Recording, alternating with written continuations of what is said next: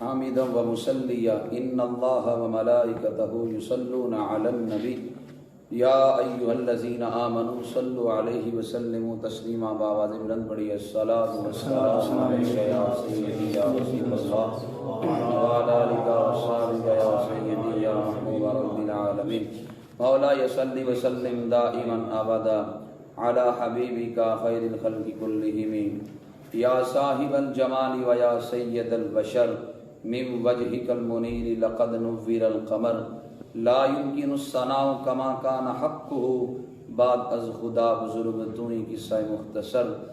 اللہ جل مجید الکریم کی حمد و ثنا اور تاجدار کائنات کی بارگاہ میں لا تعداد درود پاک کا نغمہ نچاور کرنے کے بعد بحمد اللہ تعالی آج ہم سورہ فاتحہ کی تفسیر کا آغاز کر رہے ہیں۔ بسم اللہ الرحمن الرحیم الحمدللہ رب العالمین۔ تمام تعریفیں اللہ کے لیے ہیں جو تمام جہانوں کو پالنے والا ہے۔ الرحمن الرحیم جو بہت زیادہ مہربان نہایت رحم کرنے والا ہے۔ مالک یوم الدین وہ قیامت کے دن کا مالک ہے۔ قرآن مقدس کی سورہ فاتحہ کی ابتدائی آیات میں نے آپ کے سامنے پڑھنے کا شرف حاصل کیا۔ سورہ فاتحہ کے 20 کے قریب نام محققین علماء نے بیان کیے۔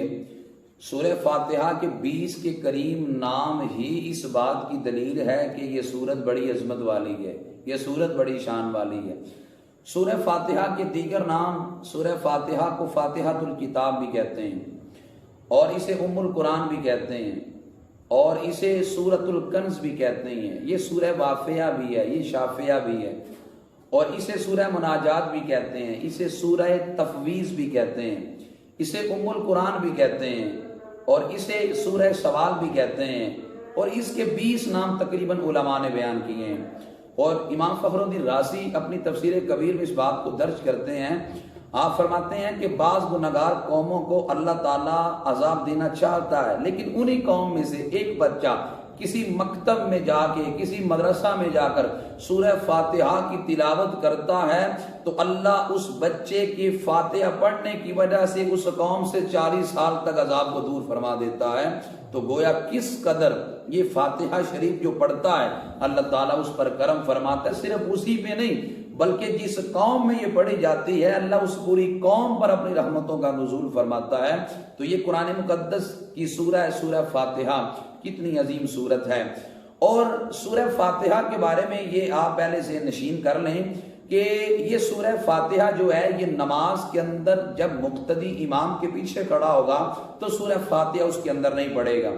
اب اس کے اوپر احناف کے کثیر دلائل ہیں، میں ان دلائل میں سے چند حدیث آپ کی خدمت میں عرض کرنا چاہتا ہوں تاکہ آپ کو پتہ چلے کہ ہمارا مسلک کوئی ایسا مسلک نہیں ہے کہ جس کی بنیاد ہی کوئی نہیں۔ الحمدللہ ہمارا مسلک مضبوط چٹانوں پہ کھڑا ہے۔ میں اکثر کہتا ہوں کہ ہمارا کیس بڑا مضبوط ہے، ہم وکیل بڑے کمزور ہیں۔ اگر ہم وکیل تگڑے ہو جائیں تو ہمارا کیس تو پہلے بڑا مضبوط ہے، ہمارے دلائل پہلے بڑے مضبوط ہیں۔ ہر میدان میں اہل سنت کے جس عمل کو دیکھ لیں اسی کے اندر آپ کو بڑے روشن اور بڑے مضبوط نظریات اور بڑے مضبوط اور ٹھوس دلائل نظر آئیں گے کہ انسان کا دل باغ باغ ہو جاتا ہے اور انسان دل سے اللہ کا کروڑ بار شکر کرتا ہے، اے اللہ تو نے ہمیں وہ مسلک دیا جس مسلک کی صداقت قرآن میں، حدیث میں، اقوال صحابہ میں، اقوال تابعین میں اور امت کے اکابرین کے اندر موجود ہیں۔ اب یہ چند چیزیں آپ کی خدمت میں عرض کرنا چاہتا ہوں قراءت خلف الامام کے حوالہ سے۔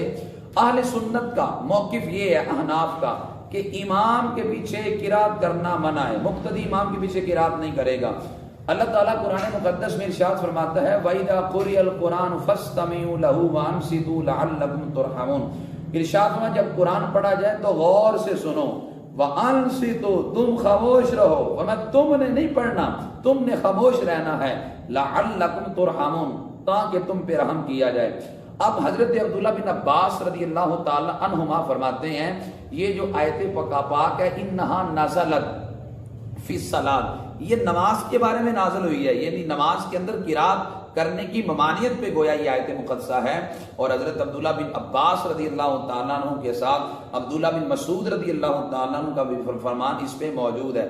اب اس کے علاوہ اس پہ کثیر احادیث موجود ہیں۔ امام بہقی نے حضرت انس بن مالک رضی اللہ تعالیٰ عنہ سے اس حدیث پاک کو روایت کیا، تاجدار انبیاء صلی اللہ علیہ وسلم نے ارشاد فرمایا اذا قرأ الامام فانصتوا، امام جب قرات کرے تو تم خاموش رہو۔ اور اگلی حدیث پاک میں رسول پاک صلی اللہ علیہ وسلم کا فرمان یوں موجود ہے، اس کو بھی امام بہقی نے روایت کیا اور اس کی سند صحیح بتائی۔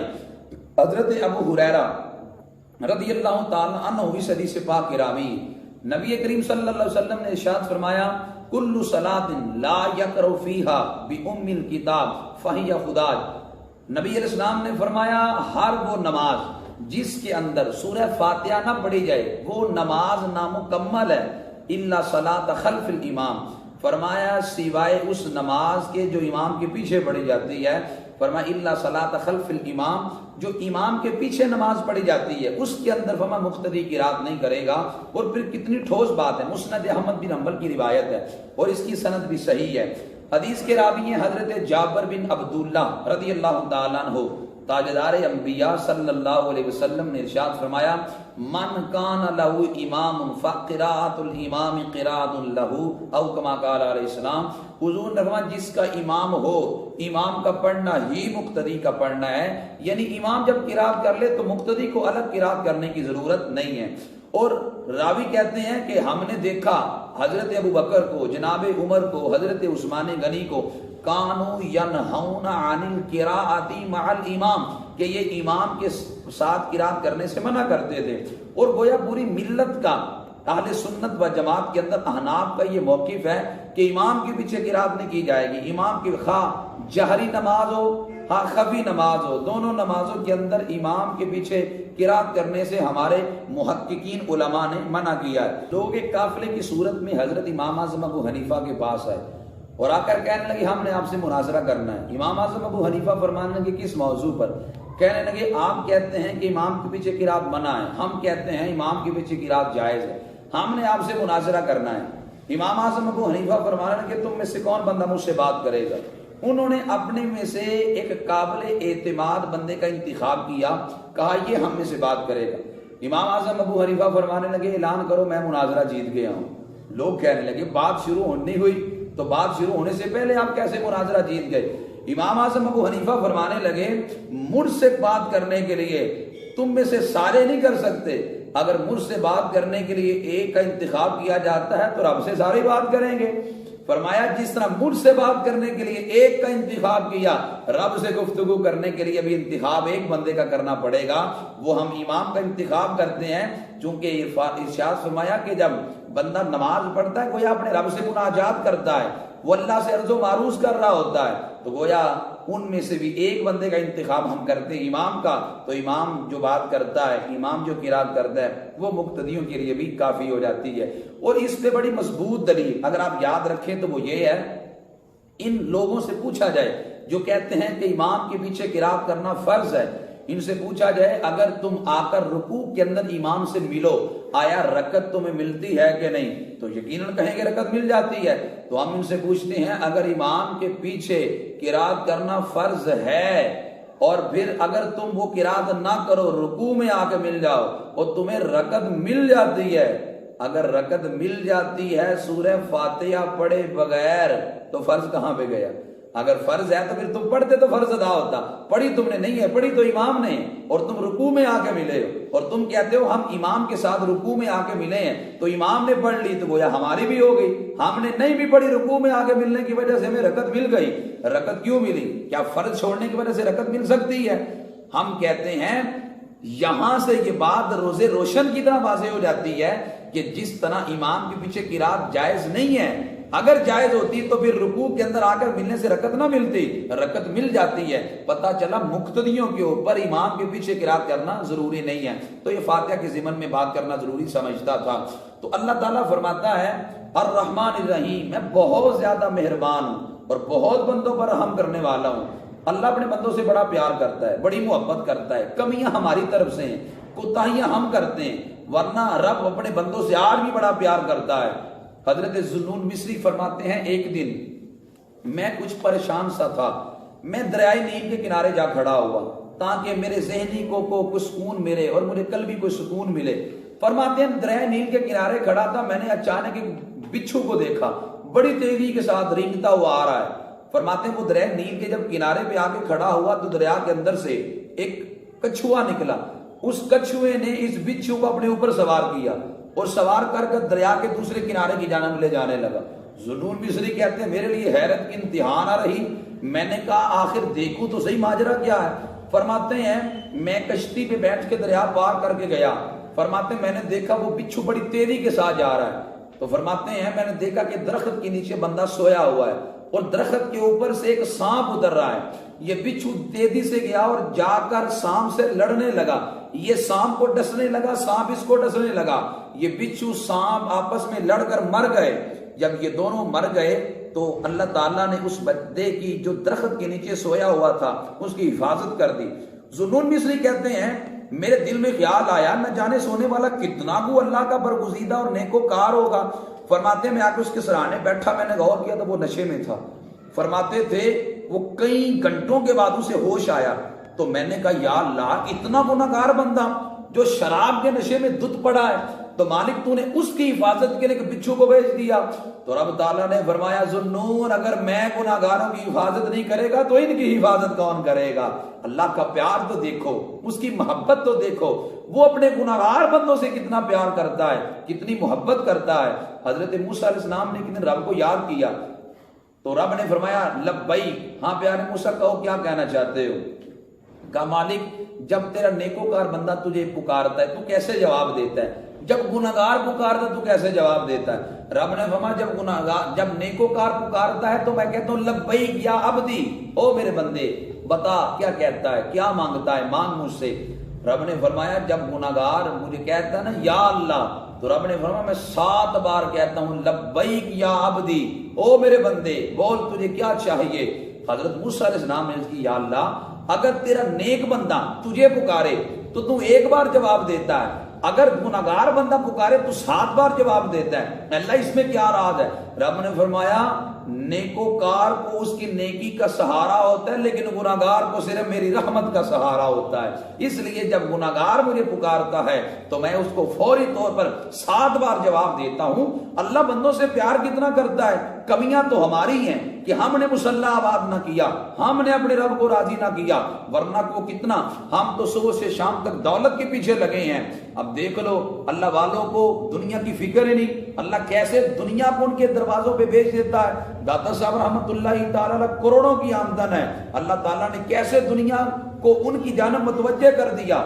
بڑی عجیب بات، حضرت مالک بن دینار رحمۃ اللہ تعالیٰ علیہ آپ فرماتے ہیں کہ 2 بھائی تھے، مجوسی تھے، آگ کی عبادت کرتے تھے۔ فرماتے ہیں میں نے ان کو دین کی تبلیغ کی، میری تبلیغ ان پہ مؤثر ہو گئی، ایک کلمہ پڑھ گیا، ایک بھائی بگڑ گیا وہ نہ مانا۔ ذوالنون بھی حضرت مالک بن دینار کہتے ہیں میری تبلیغ پر وہ ایک بھائی مسلمان ہو گیا تو جنگلوں کو نکل پڑا، اللہ اللہ شروع کر دی، اپنے رب کو بنانا شروع کر دی۔ حضرت مالک بن دینار کہتے ہیں کہ وہ شخص سارا دن اللہ کی عبادت کر کر کے شام کو گھر میں آیا تو بیوی کہنے لگی کیا لائے ہو؟ وہ شخص کہنے لگا میں جن مالکوں کی نوکری کر کے ہیں وہ بڑے سخی ہیں، وہ بڑا نوازیں گے، اس لیے گھبرانے کی ضرورت نہیں۔ اگلے دن دوبارہ نکلنے لگا تو بیوی کہنے لگی آج رات جب گھر میں لوٹیں گے تو کچھ لے کے آنا۔ وہ اللہ کا بندہ سارا دن اللہ کی عبادت کرتا رہا، رات کو جب گھر میں آیا تو بیوی کہنے لگی کیا لائے ہو؟ پھر وہی جواب دیا میں جن مالکوں کی نوکری کر رہا ہوں وہ بڑا ہی نوازتے ہیں۔ وہ تیسرے دن جب کام کے لیے عبادت کے لیے نکلنے لگا تو بیوی نے پھر کہہ دیا، اس نے کہا آج جا رہے کچھ لے کے آنا، اگر کچھ نہ وہاں سے ملے تو کہیں اور جا کے نوکری کر لینا۔ وہ شخص کہتا بات دل پہ لگی، میرا دل ٹوٹ گیا، کہتا جا کر سارا دن اللہ کی عبادت کی، رات ہوئی تو گھر کو آنے کو دل نہیں کرتا۔ تو کہتے ہیں میں نے سوچا رات کے آخری پہر میں گھر میں جاؤں گا، کچھ آرام کر کر نکل آؤں گا، اور اس طرح بیوی بھی سوئی ہوگی، نہ پوچھے گی نہ مجھے جواب دینا پڑے گا۔ کہتے ہیں آدھی رات کو جب میں گھر کے قریب گیا تو گھر سے دھواں اٹھ رہا تھا۔ کہتا ہے میں نے سوچا گھر میں کچھ تھا تو نہیں، دھواں کیسے ہے؟ اگر دھواں اٹھ رہا ہے تو آخر کہیں نہ کہیں سے کچھ آیا ہے۔ تو کہتے ہیں بجائے دیوار پھلانگیں گے میں دروازے سے چلا گیا، جب گیا تو میں نے گھر میں دیکھا طرح طرح کی نعمتیں بکھری پڑی ہیں اور میری بیوی نئے لباس میں ملبوس ہے، وہ شخص کہتا ہے میں بڑا حیران ہوا، میں بیوی کے قریب گیا تو بیوی کہنے لگی کو آنے والا آیا تھا، یہ سارا کچھ دے گیا ہے اور ایک پیغام بھی دے گیا۔ فرمایا نعمت بعد میں دیکھوں گا، بتا پیغام کیا دے گیا ہے؟ خاتون کہنے لگی وہ آنے والا آیا تھا اور کہہ رہا تھا اپنے خامن کو کہنا یہ تیری مزدوری کی اجرت ہے، اگر تو اور مزدوری کرے گا تو ہم اور بھی عطا فرمائیں گے۔ اب دیکھیں اللہ تعالیٰ کس قدر اپنے بندوں پہ کرم فرماتا ہے، کیسے اس کے لیے بند راہوں کو کھولتا ہے۔ جب بندہ اپنے آپ کو اللہ کی عبادت کے لیے مختص کر دیتا ہے تو اللہ تعالیٰ اس کے لیے کرم بھی کرتا ہے، بند دروازے بھی کھولتا ہے، اور اللہ تعالیٰ جہاں وہ جاتا ہے اس کے لیے اللہ تعالیٰ کرم بھی فرماتا جاتا ہے اور اس کے لیے ہر راہ کو کھولتا جاتا ہے۔ یہ اللہ کا پیار ہے، یہ اللہ کی محبت ہے۔ اللہ بندوں سے بڑا پیار کرتا ہے۔ اللہ کی رحمت ہماری جانب متوجہ ہے لیکن ہم رب کی رحمت کی جانب متوجہ نہیں ہوتے۔ اللہ کہتا ہے بندے آنا پہلے تو نے ہے، تو ایک قدم آئے گا میں اپنی شان کے مطابق 10 قدم آؤں گا، تو چل کے آئے گا میں اپنی شان کے مطابق دوڑ کے آؤں گا، لیکن آنا پہلے تو نے ہے۔ خدا نے آج تک اس قوم کی حالت نہیں بدلی، نہ ہو خیال جس کو آپ اپنی حالت کے بدلنے کا۔ اللہ ان قوموں کی حالت نہیں بدلتا جو گھر میں آرام سے بیٹھے رہیں، وہ منزل نو نہیں پا سکتے جڑے بیٹھے کرے رہندے۔ جو گھروں میں خواب غفلت کی نیند سو رہے ہوتے ہیں کبھی منزلوں کو نہیں پہنچ سکے، منزلوں کو وہی پہنچتے ہیں جو محنت کرتے ہیں، مشقت کرتے ہیں، اللہ تعالیٰ کی عبادت کرتے ہیں، اپنے رب کو راضی کرتے ہیں۔ تو اللہ تو اعلان کر رہا ہے الرحمن الرحیم، میں بہت زیادہ مہربان ہوں، بندوں سے بڑا پیار کرتا ہوں۔ مالک یوم الدین، فرمایا میں قیامت کے دن کا مالک ہوں، روزے جزا کے دن کا مالک ہوں۔ اللہ قیامت کے دن اپنی شان کے مطابق جب کرسی عدالت پہ بیٹھے گا تو اللہ کہے گا لمن الملک اليوم، آج کس کی بادشاہی ہے؟ کوئی جواب نہ دے گا، سناٹا چھایا ہوگا۔ اللہ خود ہی کہے گا للہ الواحد القہار، آج بادشاہی اس سچے خدا کی ہے جو ایک بھی ہے اور بڑا قہار بھی ہے، اس کی بادشاہی ہے۔ تو اصل مالک اور اصل بادشاہ تو وہ رب ہے۔ جب بندہ اس کی بارگاہ میں جھکتا ہے تو اللہ تعالیٰ پھر اس بندے کے لیے بند راہوں کو کھول دیتا ہے۔ دعا کرتا ہوں اللہ مجھے اور آپ کو اللہ کی بارگاہ میں جو مسلسل جھکنے کی توفیق عطا فرمائے۔ وما علی الا البلاغ المبین۔